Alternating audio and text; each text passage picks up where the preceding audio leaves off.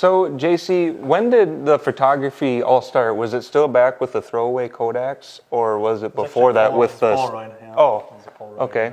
Take pictures in the infield, come out right away, didn't like them, just throw them away. Yeah. People thought they were tear-offs. They thought everybody had custom tear-offs. Right, so I've heard that, when you have those quick developing ones, it leads into chewing. Is that true? With the dip? Yeah, it does. Right? You're used to the motion. Yeah, that's how you... I figured, Copenhagen. it was kind of a gateway into the... Polaroid's a gateway. Yeah. It's a gateway. Okay. All right. It's a gateway to chewing. Sorry, Polaroid. Team Nikon forever. All right. We're getting serious now, aren't we? Back on. Back on The Bachelor here with Jesse. I'm just kidding. Yeah. Taken. Sorry. Oh, sorry, ladies. Show's over. I already gave out the last rose. Oh, that's cute. Could you imagine if there was a racing Bachelor show, though? Ah. What do you think? Instead of roses, what would they give? Pit passes? Yeah. Give out pit passes. Baby, here's the last pit pass.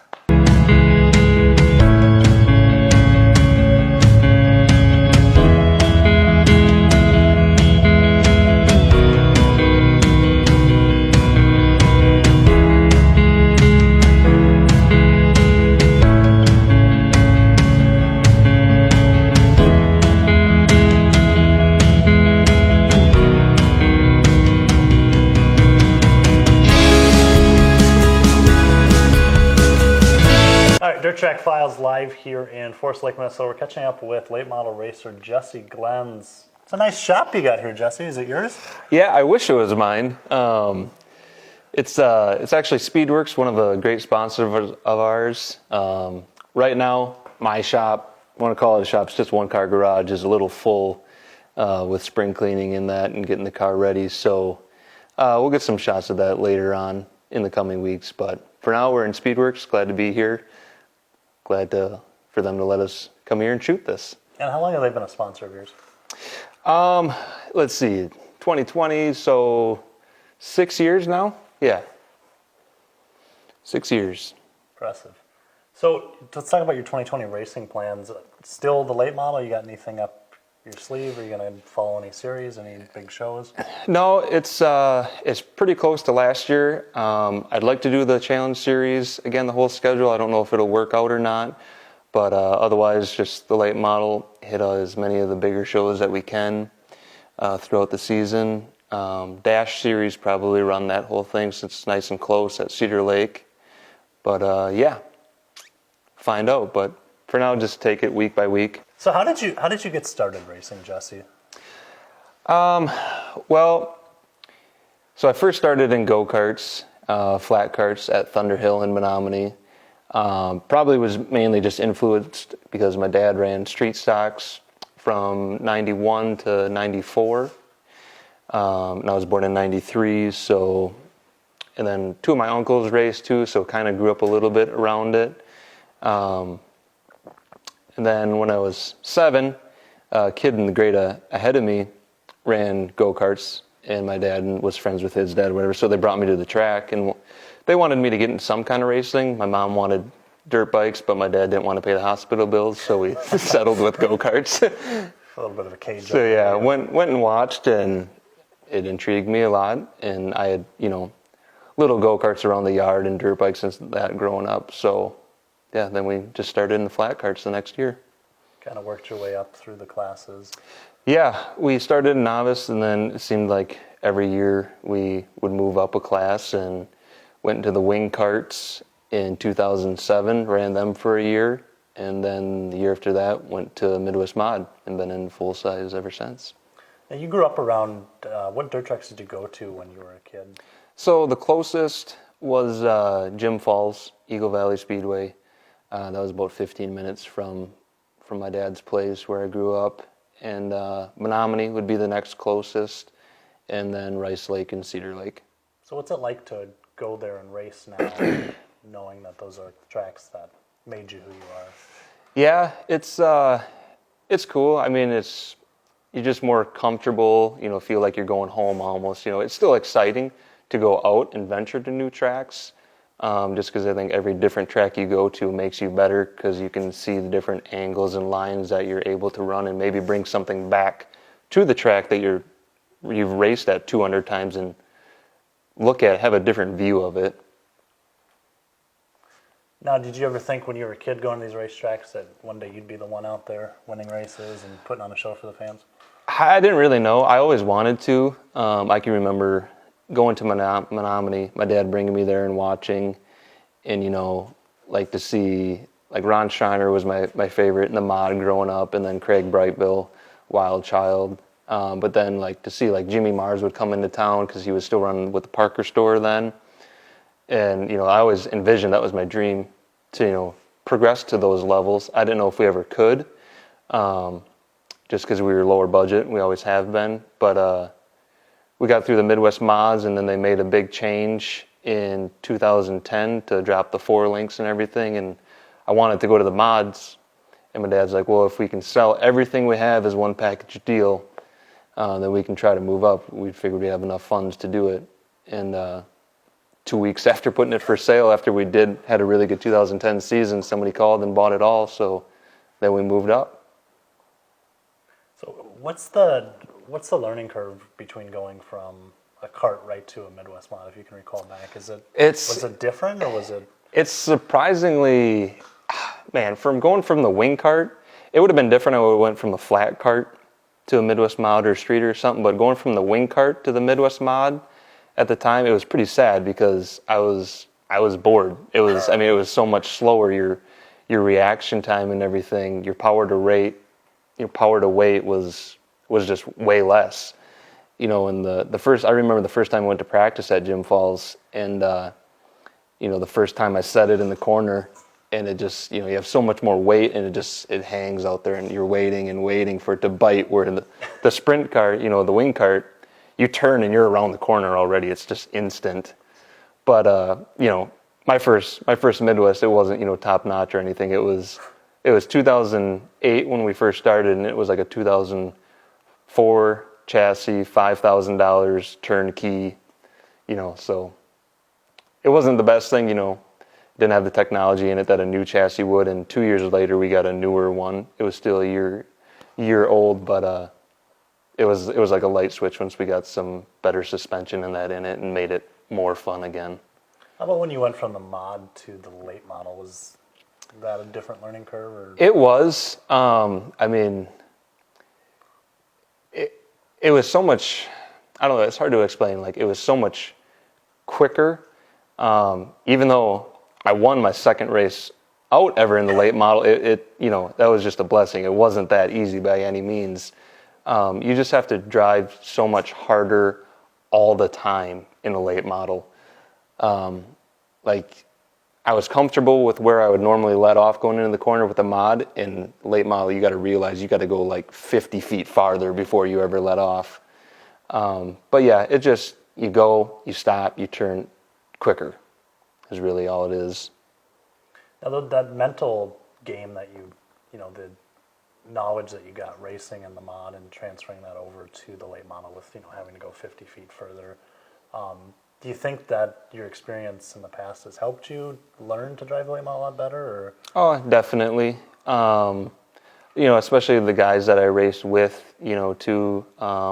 Mike Anderson, Hartung, Buzzy Adams, none of them are slouches by any means, and that coming up and racing through the mods with them weekly, 2 or 3 times a week, you learned a lot, what you can do and where to push it. And, most of the time probably just following their lines and seeing what they're doing. But, yeah, it definitely helps. Any seat time you can get helps. Now, what was it like to get to, because Buzzy Adams is a prolific racer. I think his name is, most people know his name, obviously, in the Midwest and across the country. What's it like to have raced with him? It was good. We never had any altercations or anything. We had respect for each other. I think he could see in me that I had some talent in that, and knew that I was going to push him at some points. Especially at Jim Falls was where I seemed to excel the best. But yeah, it was it was good because I could like trust him on certain parts, or if I knew he was going to pull a slider, you could see it coming early. And if I did it back, there was just the racing respect of knowing each other's capabilities of drivers to be able to push it even that much more. Devin Van House, Jesse Glenz looking over either shoulder. Here we go.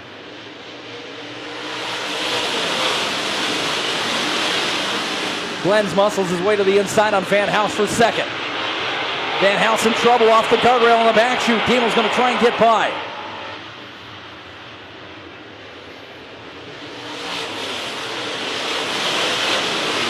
Glenz working the inside on Vessel. Here's the race for the win right here. Diemel third, Mater up to fourth to the inside. Van House hangs on to fifth. How about Mars on the charge? Mars working his way around Ebert for sixth. The six-time champion on his way to the front. He'll get around Van House, or try to. Not quite, for fifth. But he's getting there. There seems to be just a little bit of a rim. One lane from the bottom, and a handful of guys have found it.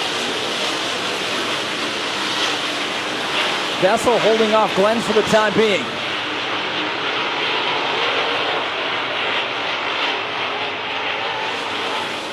Glenz right into the back bumper that time by the quick trip start finish line. The difference 1.153 seconds. 15 1,000ths.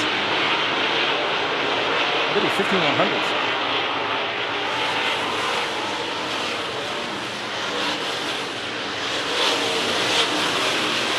Gotta work on my percentage. Diemel, Mater, Mars to fifth. Ebert a ways back in sixth, then Van House, and Voink Nelson, and Gore now in the top 10.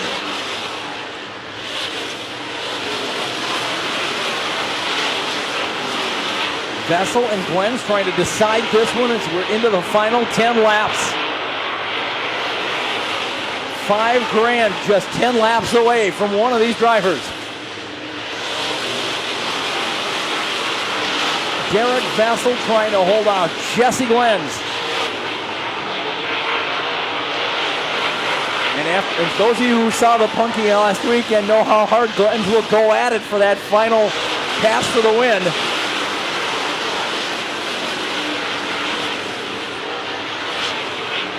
He is right there, just like he was on Diemel last Saturday night in Menominee.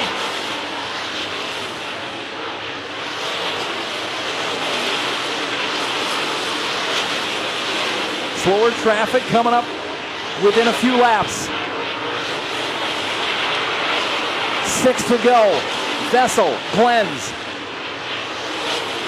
Vessel got a little out of line. Glenz had a shot, didn't take it. Not quite there yet. It'll be Denny Cutsforth again that will be the major factor coming up here in a couple of laps. This time by 4 to go. Vessel trying to hang on. Glenz trying to make a charge down the front chute. He's got the lead. Glenz can't get it to stick at turn number 1. Vessel gets it back, at least for the time being. Diemel has closed the gap. Vessel will stay tight behind Cutsforth. Now take a look to the outside. Is there anything there to grab? If there is, Vessel needs it, and he found it, and he's got it, and he's going. Glenz still trying to clear Cutsforth. 2 to go for Derek Vessel.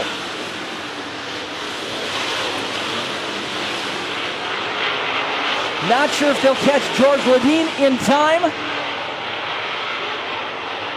But they are flying. They will be close. White flag waving. Derek Vessel, Jesse Glenz. Glenz with a nose alongside. Glenz with a bite off of turn number 2. He's got the lead. Jesse Glenz is going to come away with the win.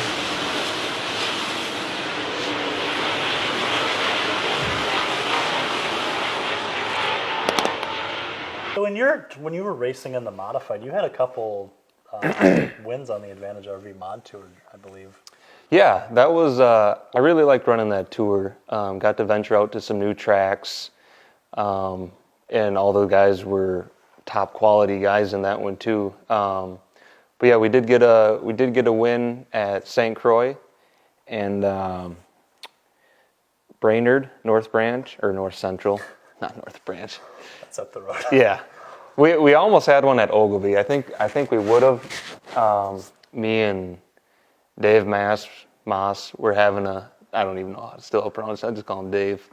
But we were having a good battle there too, just like we did at Brainerd, which luckily I came out on top on that one. But yeah, I think we almost had one at Ogilvy too, and then Princeton we ran third. So we had really good luck running that tour, and they had good payout evenly through. They're always nice to work with and race with. Yeah, wish I could still run it some. This is a really good tour. Might not let you bring. Ruben might not let you bring Right. the late model on the RV. I don't know, Ruben. Can he bring his late model on the RV? Mod Just tour? once. Just once. once. I'll put the One little try. tires on the front and take the nose off. Yeah, like do that Princeton. Yeah, Or no, that's the late model tour. It's at Princeton. yeah. So do you like tour racing better than you do your weekly shows at your local tracks? Is there a preference? I don't know if you consider it tour because I've only went for points like twice in my life. That was with the Challenge Series last year and the Dash Series. But I just like going to the specials and hitting different tracks. It's fun, new atmosphere, and meeting new people, racing against different people. And obviously, you get a better payout, which is always more exciting if you can finish up front and get that.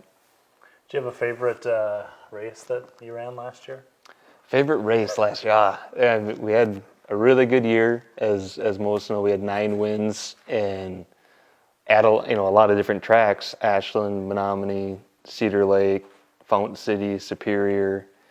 But it's still got to come down to Menominee, to the Punky, just because it was with Jimmy and AJ, 2 guys that I idolize and have had like the most Punky wins there ever. Just to beat those caliber of guys, especially coming from 11th, and to do it in that fashion. Yeah, that was a very. I think what did you lead, about 15 feet of that race? Yeah, just enough. Just enough. Just enough at the end. Yeah, it's probably one of the best finishes we've seen in recent time. Yeah. What was going through your mind? Because I know everybody's seen the video, but what was going through your mind those last couple of laps there as you're chasing down AJ? It was exciting. For the most part, it was just don't screw up, because we're running on such a fine line on the cushion there that night. It was sturdy, but it was so close to the wall, and we had been running there for the last 30 laps. I was trying to snooker him, get him to finally go down one of these times, because I pulled up alongside of him 3 times. And then we were coming up on a lap car, and he finally bit on the last lap, and that just opened the door, because I wasn't able to. A lot of people wonder why did it take so long to pass him when I was there a lot.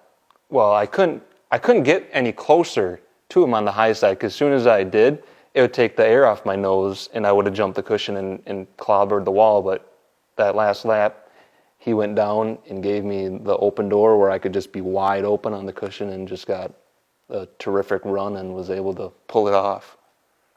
And then then it just blacked out. I don't remember anything. I don't know. I think you ended up on a wall. I think I just went to Victory Lane and got the picture in check and had a few bush lattes. Without a car though, right? Because you left that in the turn 1 wall. Yeah. They were teching it up there. Bringing the scales up, they're trying to tack it in half on the wall. No, it was. I was focused on just making sure I beat him across the line, because I think the transponder line there is a little bit past the line, so I just stayed in it, a little extra, and obviously too long. And by the time I looked over and I looked back up and tried to turn, I didn't get on the brakes. I thought I could have just coasted around it, but had way too much momentum and just clobbered the wall. Well, yeah, it makes it a much more memorable moment. I mean, great finish. It does, yeah. A great ending to that finish. We got a smiling race car driver here. Red Cedar Speedway, get your hands together for Jesse Glenz. Couple first times for you. First time winning the Punky. First time on the wall here. First time in victory lane without your race car as well, but that's got to feel pretty good. Yeah, it felt really good for about 10 seconds till I hit the wall, and that was $4,000 spent there. But if we're gonna go out, we might as well go with a bang. Well, I tell you what, I was getting ready to say AJ's name. I was saying AJ looking for his fifth, and you just come out of nowhere, dove underneath him. Was that something you had set up? I was trying to. I tried it a couple times just to show him, just to snooker him to get down, but he wouldn't give up on it. But I could see he was smoking too, so I don't know if he was losing power or what. But I saw him dive low because, you know, that probably from seeing me do it a couple times thought I'd pull the last move, and I just gave shit all she had on the highest. I thought I'd get enough run, and we barely did. What happened after you took the checkered flag? Did you just stay in the gas? You were so happy and got her up on the wall? Yeah, I stayed in the gas because I didn't want to run into him. I thought he'd still be there. You know, we were both coming in hard. And I just got my air off my nose coming behind the guy and just didn't slow down fast enough. The wall comes up fast. Couple great weekends you put together. Legendary 100 champion a week ago, and now this Punky Mater Challenge of Champions. Man, your name is going on the back of a T-shirt next year. Yeah, that feels amazing. You know, I've been so here over the years, but to get my name in the record books at the Punky, that means a lot to me. Tell you what, give a big hand. He did it in dramatic fashion. Jesse Glenz, your winner. And then you went to ABC Raceway in Ashland, and I think you had another last lap pass. We did. Situation. Yeah, that was, always last lap passes are unexpected, but it was pretty cool. It was a completely different surface. You don't really know what you're ever going to get when you go there, what to expect. Sometimes it's snowing, sometimes it's 70, sometimes it's fogged out, sometimes it's rubbered, sometimes it's tacky. And there was some rubber this time, but it was weird. It was 2 lanes wide. We were able to go around lap cars, and that usually never happens on a rubber track. But yeah, I got to drive Mike Truscott's mod, so that kind of helped me out, see where the lines were and stuff, and I knew that it was rubbered. So starting second, Van House and Vessel, they jumped out right away, and they were really pushing it, and I knew if I could just bide my time and save my stuff, I'd have more tire tread left at the end. And I think ultimately that's what happened. I just worked my way on the restarts, got into position into second, and then just, I stuck my nose under him a couple times, and he kind of pinched me down, just didn't have enough room to complete the pass. So, I just tried to pressure him as much as I could to mess up, and he did, coming out of 2, and sealed the deal again for another just exciting finished way to cap off the season. And were you able to successfully make a parade lap after this win as well? Well, I did end up going all the way around, but I made one quick circle before that. I thought I'd, be silly and I guess showing off, spin out again up by the wall, scare people. But I did scare some. My dad was pissed at me kind of after. He's like, you don't need to be doing that. You can just pull into the scale. But he knew there were so many emotions going on and stuff that he was cool with it. But it's cool in Menominee, but don't pull that. Right. Don't pull that in Ashland. Don't do it next year. This ain't Menominee. Yeah, don't do that. Yeah. Don't do that. Don't get known for that. Yeah, well, it's a good thing to get known for. So the Red Clay Classic, I was at the Red Clay Classic. Ben was at the Red Clay Classic. It was actually my first time there, but the environment there.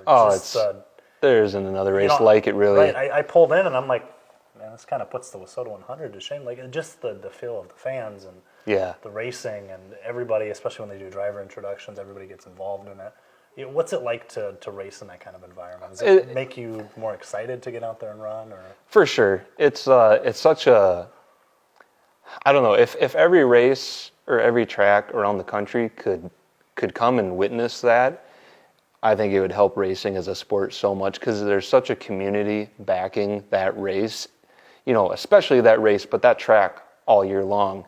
I think most, if not all, of the workers there are volunteers, and yeah, they just put their heart and soul into it, make it a great event. They got always the best party afterwards Friday night. Yeah, and a great facility. They run a good show. Did you have a costume for the costume con? I believe it was Welcome to the Jungle. Thank you, Kevin Eater. I didn't. No, I'm still trying to grow the mustache out from 5 years ago. Yeah, you're still trying to yeah, you're. Yeah, I think by the time maybe like 2040, I'll be able to win it. 65th annual Red Clay Classic. Yeah. Mustache champion. Yep, that's the next thing I want to put my name next to. Win the mustache champion. Yeah, Kevin Eater actually. He told me that Pat Dorr is the all-time champion. Yeah, there is no comparison. There's to no. that. Yeah. He shows up and he wins. Yeah, give him the trophy. Yeah. Beautiful. All right, we can start. Thanks, Ben. Good photographer. He is. He's good. A lot better than that JC guy. Yeah. You ever seen some of his work? He sucks. Jason Argyle. That guy sucks. Horrible. You did get a nice photo of you and your fiance at the Red Clay Classic. Everybody seems to love that. It is a good photo. That thing is good. You caught a lot of emotion. That's a picture that's got 10,000 words to it. Well, let's hear those 10,000 words. Go. Yeah. We don't have time today. Don't have time, Love's guys. the main one. Oh. We'll cut that and send it to her. Don't worry. It's all good. Is there a race that... Silver 1000. Wish I would have won it. Been there how many times? You took that... All right. Yeah. I already know what you're going to ask. Yeah. It's Proctor. It's Silver 1000. Yeah. That is a race.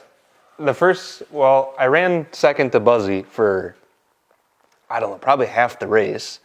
And then a brake line came unhooked with like 5 to go. And I pulled up next to him a couple times. So felt like it slipped out of my hands that time. And then ran third to Nelson and Dorr when they had that great battle a couple of years ago. And then got second the 2 years after that too, which I led half of one, and my buddy James got by me on the restart. So, yeah, that's one that's at the top of my list right now that I want to win. You know it's called the Silver 1000, but that doesn't mean you're supposed to finish in the silver position. Yeah, Okay. yeah, Just want to make sure. I'm consistent at least up there, you know. Yeah, and that's such a fun event too. That whole weekend you have, it's kind of like I know Chris Steppens always said that's the kickoff to our postseason up here, because you have the Silver 1000, and then you have the Wissota Classic, and then you have a bunch of Labor Day shootout specials, or Labor Day specials, I should say, at various tracks. I mean, that's one of the more fun weekends in racing, I think. Yeah, for sure. It's and that race has got kind of like the Ashland feel, besides the party of it because it's on a Thursday night. But it's got a lot of contributors up there, and a lot of people travel to it. Great payout, great support from the fans. And yeah, it's another track you don't know exactly what you're going to get sometimes because you're way at the top of the hill. You could be down at the bottom by the lake and stuff and be 20 degrees colder or warmer, just depends. So yeah, it tests your skills for driving and setup, and once you get there and see what the track's like. And it's also got kind of a reminiscent feel of the old days, because you're only running 2 classes, and not to knock tracks that run 4, 5, 6 classes, but only having 2 classes makes it more focused on the guys and gals running in the late models and the mods. Yeah, I mean with the count that they get to with cars, it'd be hard to add any more classes to it, because like I said, they get a lot of people that come there. You always got B mains in both classes, and you got 30 and 40 lap feature races too. All right, so Silver 1000, is that the race that if you had to pick one race to win, that's the one you'd want to win? That's the one right now. I haven't ran a Wissota 100 yet, maybe this year, but Wissota 100 and then the Sites race, I'd like to go and run and try and get that too, which we'll see.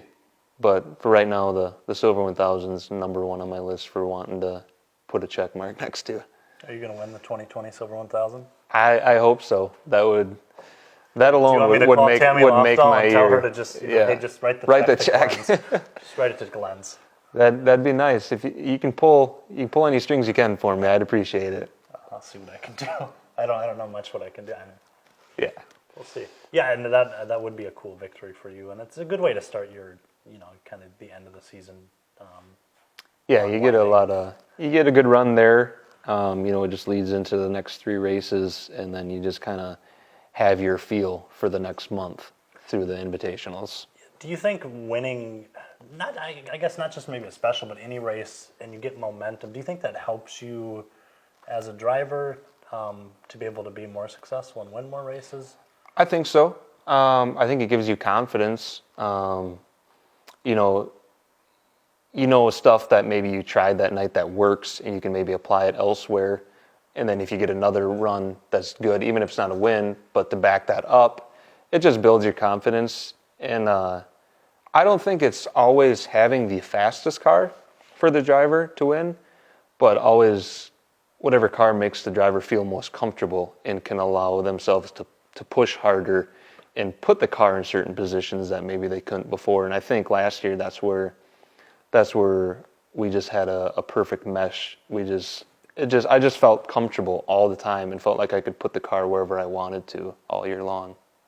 What do you do when you have moments? And I know a lot of people have them. Jody Belfi once famously said to me that one night you're winning a race and you open a chassis seminar, and the next you can't fight your way out of a B main. How do you deal with racing when things aren't going your way, the setups you're trying aren't working, you thought you had everything figured out and it's just not working? How do you deal with that? I've had a lot of long weeks where Saturday or Sunday you race and you just suck. Something goes wrong. The best potion is just to go back out and race again. You forget about it. As soon as I have a bad night, I want to race like the next day and just get it out of my system and try something different, or go back to the basics that works at least mildly, so you can build back off of that. But it's like my Labor Day weekend wasn't very good this year, and then we went on to go undefeated after that. We had a top 5 at the Silver 1000. And then Grand Rapids, I came from like 9th to 5th and then drove off 1 and 2. Just a dumb move on myself on a restart. And then Hibbing the next night came from like 22nd to 3rd and then fell back to 5th on the last restart. So that was, good in itself too. And then the next night we led half of it and I drove into the Uke tire on the infield. And it's just, to me, it was just a horrible weekend because I was so mad at myself. But I knew we still had a good car. It was just, some mistakes in that. And the best cure was just to go back out and race again. Now, in between races, how much, obviously, unless you have a lot of access to a track or, racetrack in your backyard, you can't really get a lot of practice in per se, but how much is mentally preparing, whether it's, looking at setup sheets, or I know drivers that'll review video footage and look at the race, they'll look at their on-car camera and see different things. How much of that do you partake in? Practice, not hardly at all. I mean, I wish I could. We never did. We would maybe do 1 practice a year, but I have enough confidence in my driving that I know I can pick back up to it right away. The biggest thing I probably focus on, just because I've never been that knowledgeable with setup in that, and the people closest to me know that. They just know I have really good skill with driving, and a lot of what stems from that and how I've been able to get there is by watching video. My mom videotapes every race I've ever been in since I was 7, racing go-karts, and my dad taught me to study it and think about going back and what you were doing and what you could have did differently, and you can see the lines or see other people that were making moves behind you or in front of you and moving up. And I've learned so much from that. That's been the biggest progressor in my racing for my driving skill and confidence. And then nowadays too, you can put a GoPro on there, which I did a little bit this year, actually at Labor Day weekend, right behind my seat, and I can see different things I'm doing with the wheel, and correlate it with the other video and see if that was a good lap or if the next one was, or what I did wrong, and maybe I had the wheel turned way more that time, or where my brake setting was. So yeah, video, watching that back and studying it plays a huge role in my program. Now let's talk about the rest of your racing program.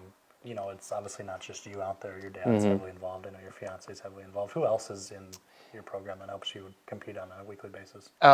Brent, he's always at the races. Brent, why don't you come over here? Just say hi. He's Anybody wants to see my mug on camera? Well, thank you for this wonderful facility we have here today. we picked him up when we started traveling over to Minnesota back in the mod days, and he's been a huge help to us.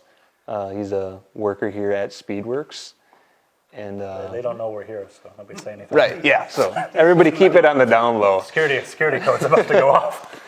But I really enjoyed helping Jesse out the races.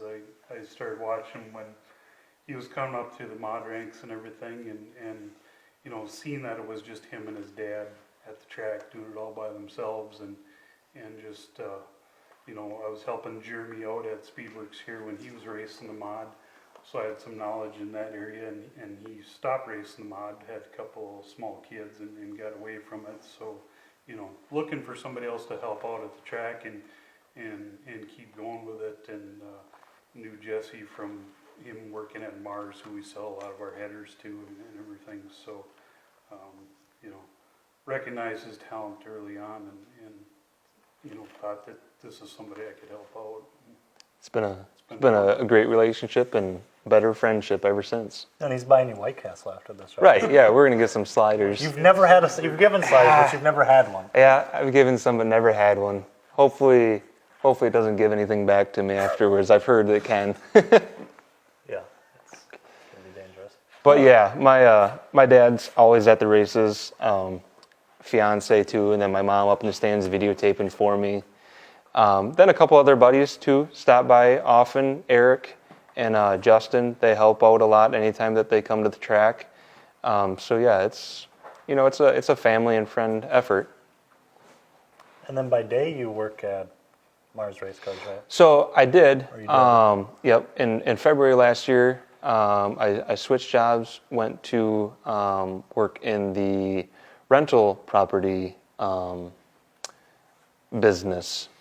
It's kind of an interesting switch. Yeah, it's a little bit Race switched. cars to rental property? Right, but I have a accounting and business management background. I went to the tech school and stuff, so that's that was where that stems from. I grew up, just doing regular dairy farm labor and that with my dad, so I knew early on that I didn't want to labor, even though you can make a decent living off of it and everything.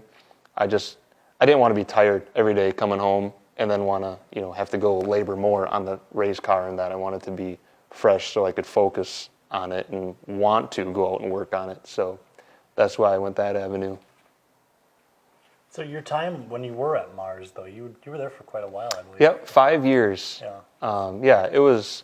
Well, I still got a great relationship with all those guys. They helped me out tremendously with the racing and parts and knowledge and that.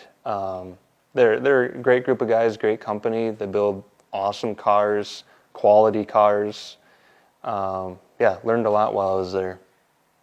I think that helped your career along the way. For sure, yeah, without a doubt. Like I said earlier on, I've always idolized Jimmy growing up because he was, the one that I felt made it out of this area. And, that's what every kid's dream is that likes dirt track growing up, is to make it to the outlaw stages or the Lucas Oil stages. And then, yeah, AJ, he's always been treated me like his younger brother. He's a great guy too, and for him to come over from the area he grew up with and to see his results, through his years, he's had an awesome career too. Those two guys together, taught me a lot, along with everybody else there as well.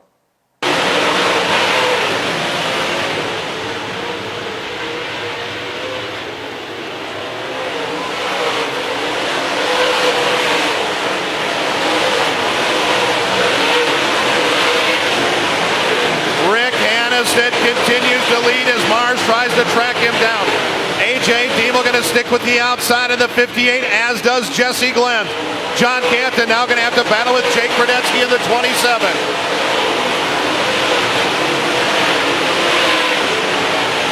Rick Hannestead trying to drive into victory lane for the first time in his career here at the Punky Mater.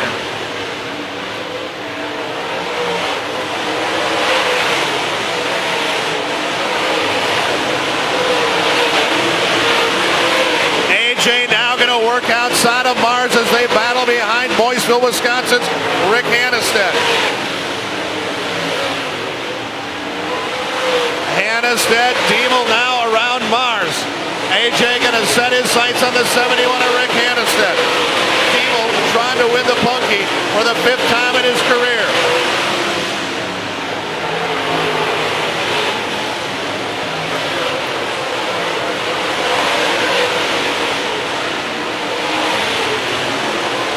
Lap traffic now in front of Hannestead, and here comes AJ Diemel.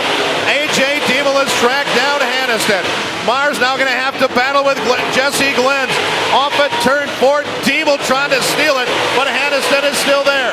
Hannestead to the outside of Johnson as they work through lap traffic. Diemel upstairs. Hannestead to the inside, side by side down the back straightaway.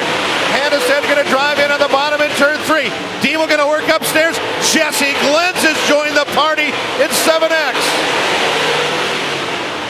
AJ Diemel, now your new leader in 58. Glenz going to work on Hannestead, and Mars has moved to the cushion as well.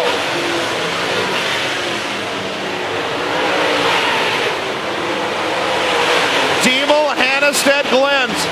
Lap traffic once again in front of your leaders. Rick Hannestead fighting back on the inside. Diemel upstairs, Glenz upstairs, Hannestead to the inside, and Mars is there at 28. We're halfway. Rick Hannestead back to the rear bumper of AJ Diemel. He's going to go back to the inside of AJ. Rick Hannestead fighting back on the inside. Glenz looking for an opening in 7X.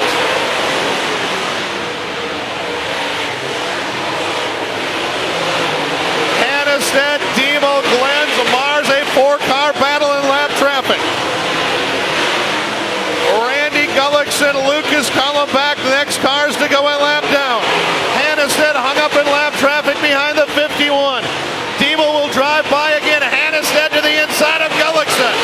Rick Hannestead inside of Randy Gullickson. Diemel, now your race leader once again in the 58. Lucas Collenbach, the next driver to go a lap down, is Diemel, Hannestead, Gullickson. Gullickson a lap down in the 51. Here comes Glenz working to the outside. AJ Diemel back to the front. Lucas Collenbach getting set to go a lap down. Diemel going to go to the outside of the XG. Diemel, Hannestead, Jesse Glenz.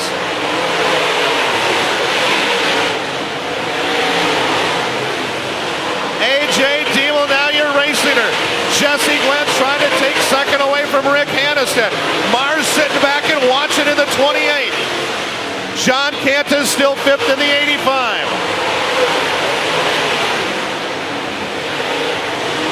AJ Diemel from the inside of row 1, your leader, but here comes Jesse Glenz. Glenz would love nothing more than add a Punky Mater Challenge of Champions title to his resume. Hannestead back to 3rd. He'll battle with Mars in the 28. AJ Diemel going to work outside of Ben Hankey, and he's got Jesse Glenz there in the 7X.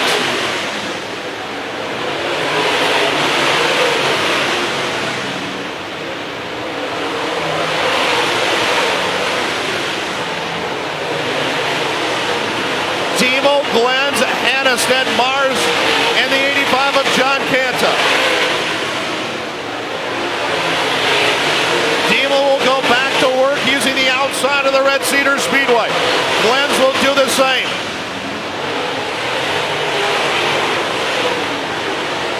Hannestead now going to have to battle with Mars as they work on Ben Hankey. Jesse Glenz going to take a look to the inside of AJ Diemel. Glenz coming off a win last weekend at the legendary 100. Mars now to third. Hannestead back to fourth. John Canta is still fifth. Radetsky is sixth, and then it's Chad Mader and Travis Budislavich.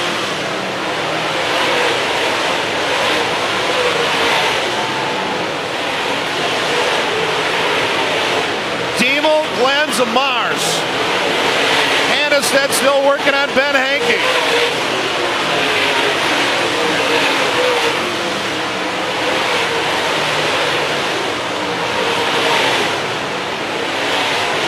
A.J.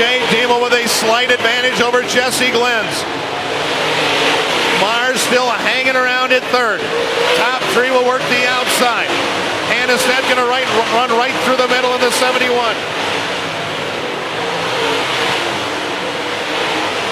Diemel, Glenz, Mars trying to put some distance on Rick Hannestead, John Canta, and the rest of the field.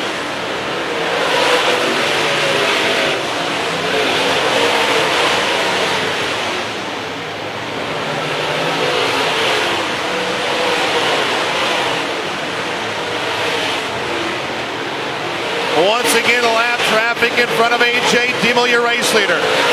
Steve Larson and Greg Neeple will work to the bottom. A.J. will drive by on the top. Glenz will do the same along with Jimmy Mars in the 28. A.J. Diemel looking for his fifth Punky title. Glenz still hanging around. Glenz going to change his line and roll right through the middle in 7X. Keep an eye on Glenz. He'll slide back to the top.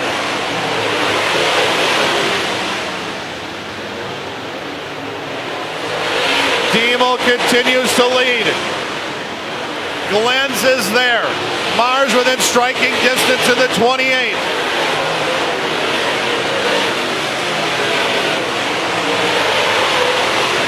Jesse Glenz now going to look to the inside. Glenz going to slide up. Diemel will come back. Mars is there as well.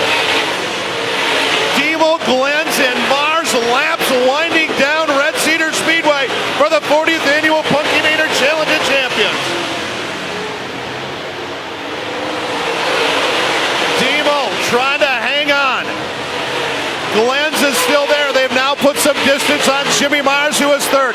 This time by white flag waving. One to go for A.J. Diemel and Jesse Glenz.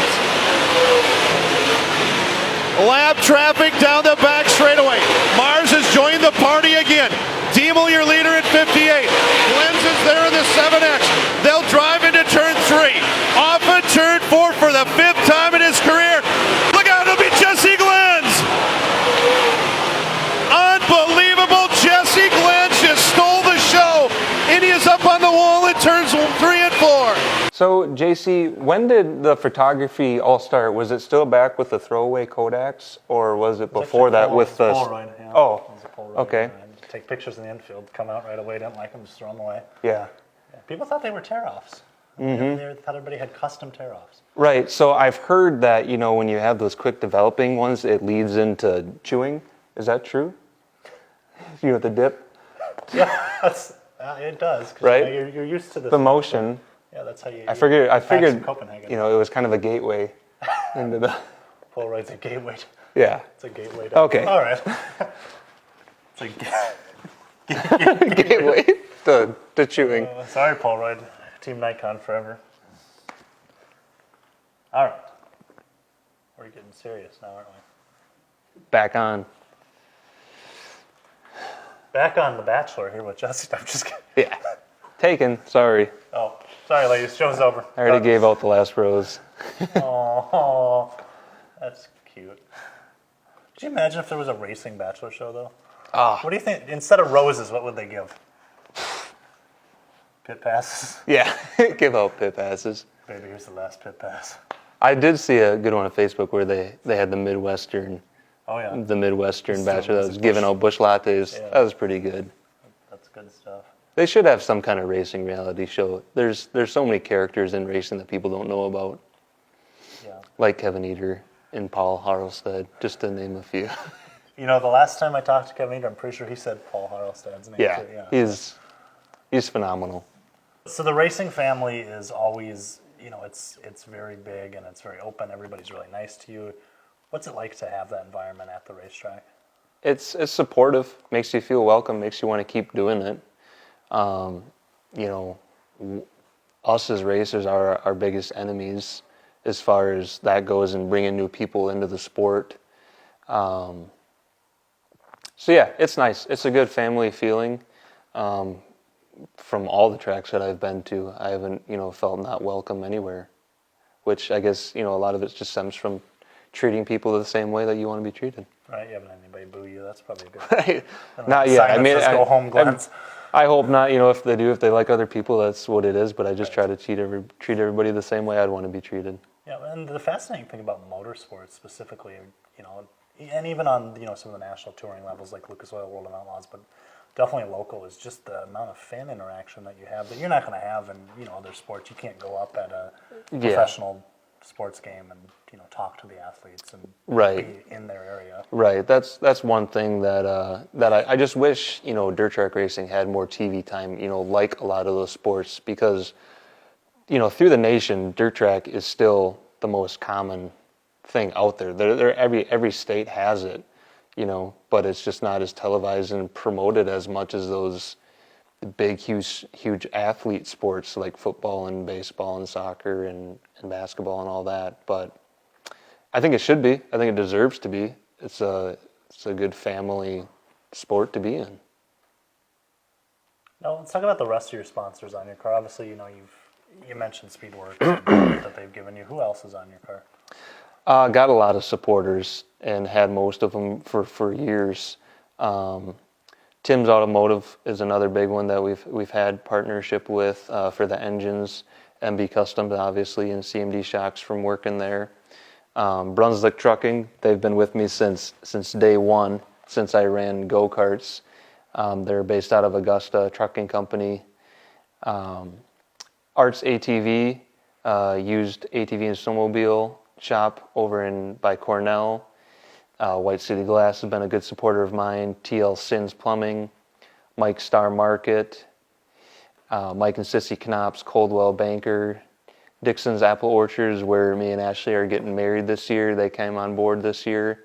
They got a wonderful venue and great apples. Their champagne apples is their niche, and they're delicious. There's so many sponsors that all do great. Whether it be product or monetary support, just blessed to have them and build relationships with them all. What's the craziest thing you've ever done to either get a sponsor or keep a sponsor? Dennis Zek. I can imagine. I don't know if this is true or not, but everybody knows Dennis Zek. Yeah. He's quite the character. We're going to interview him later on. He said he once swam through a gator pond in Florida to keep a sponsor. Really? Well, I'm glad we don't have gators, and I haven't been to Florida in recent years or anything to have to be put up to that. But that's pretty crazy to either keep a sponsor. Right. I'd probably do something to the same to keep a lot of them. They're like I said, all my sponsors I have good relationships with. It's not just, hey, do you want to sponsor this year? Send me the check. And you don't talk to them again, do a lot of promoting for them, and we build a relationship with them. Yeah, that's important. And then, it gets other people involved in the sport, too, because then they're proud they sponsor you, and, maybe they talk to their customers and employees about your racing program. Exactly. It's overall try to make the whole circle go round with how it should be. Make it pay off for both parties. Now, you had, I think you've done it twice now. You've had some involvement with Matt Bull and the Pro Kart race that he does. He's done a kind of Challenge of Champions thing with a bunch of people from all different avenues of local racing. It's been pretty successful, and I know you were involved with doing a little bit of promoting for that this year. Yeah, it's a great thing that we started. Me and James Giassi and Blake Anderson and Gunnar Cummings were kind of the ones that Gunnar mostly brought it up to Matt, but we've been going to Pro Kart for the past couple years and having our own groups. Sometimes we have 12, sometimes we have 36. We actually did this year, and we brought it up to Matt. We're like, hey, we should have some kind of actual promotion thing, like a all-star champions race, like I know NASCAR does with their go-karts with their guys. I feel like we have a really good following in the community and could put something together with all these guys from different aspects or different divisions of racing, throw them all in carts, videotape it for 2 hours, and have a great turnout. Yeah, and it's a good, it's definitely a good event, and that's the one thing I've always noticed about dirt track racing. You can't really have an all-star event just because there's such differences in class, Yeah. right? You can't have Right. Justin Vogel in his street stock racing against you in a late model, although he might beat you. You never know. Hey, He's good. you never know. I give a lot of kudos to those street stock guys because I've heard stories from my dad of how hard they are to drive, and you can see them a lot of times just sawing at the wheel, and they don't have the quickeners like we do in that. Strong biceps.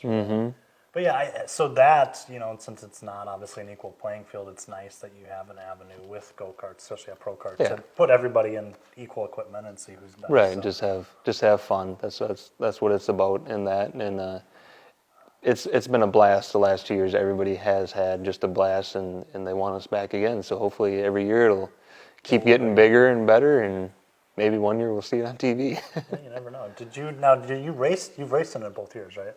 Yes. Yep. And how did you finish? So the first year I won, and then this year I got third. Wow. Yeah. Defending champ. He's the inaugural champion. The inaugural champion. Yep. Wow, you're a big deal. Third, huh? Who'd you lose to? Lost to James, which he ran second this year and last year. Or maybe, I don't remember if he got by Bowers the first year or not, but he's been in the top three both years too. And then Brian Keski won this year, who was a asphalt guy. From Elko. You guys let an asphalt guy Well, we're win on asphalt. On asphalt, yeah. I mean, how? Fair enough. Yeah, it's definitely a very cool event, and I'm glad to see people like Matt in the industry promoting stuff like that, because that's what dirt track needs, and racing in general needs people to come up with bold new ideas. Right, and it's the winter. I mean, there isn't that much to do up here. Yeah, that is. Besides go south. Yeah, besides go south for racing. Now, would you ever do that? Would you ever, if you had the time or the money to do it, because I know it's obviously expensive for people to go down there, but would you want to go race, whether it's in Arizona or Florida? Yeah, I would love to. I mean, it's still, I'm 26 now, so I've, become to the realization more that it's probably not going to happen where I'm just a driver for a national tour as much. It still could, because I'm still young in that, but, as you age a little bit, you kind of just come to the realization that those things, they happen, but they're far and few between. But yeah, it's still a dream of mine to run a full tour for them and be able to travel the country and race on the national level. And you never know. Hey, maybe this video will go viral. Hey, maybe. He is the Pro Kart inaugural champion, Right. everybody. So. Right. In case you're listening, World of Outlaws, Jesse Glenz. Now, your number, where does that come from? I know I've asked you because you were in my it comes calendar, after but 6 and before 8, but no. So I didn't know when I first started what number I want it to be exactly. So I'm like, 7 looks, aggressive, which shit, I was only 7 years old, so maybe that's why I said 7. But then we ran 7 the first year, and then we moved up. Somebody already had 7, so they were grandfathered in, so I had to put an X behind it. And then we'd go to other tracks, and somebody would already have it, so they made me tape an X behind it. And after like 3 years of doing that, I'm like, screw it, we'll just be 7X. That's fine. So that's where the X came from. the duct tape industry was really disappointing when you guys started buying tapes. Yeah. It was usually black electrical tape to match the number, but 3M was like, oh. right. Yeah. But yeah, so that's where the X came from. All right. Is it true that you're running for the presidency of the United States of America? Well, Make never. last lap classes. Yeah, Ready. yeah.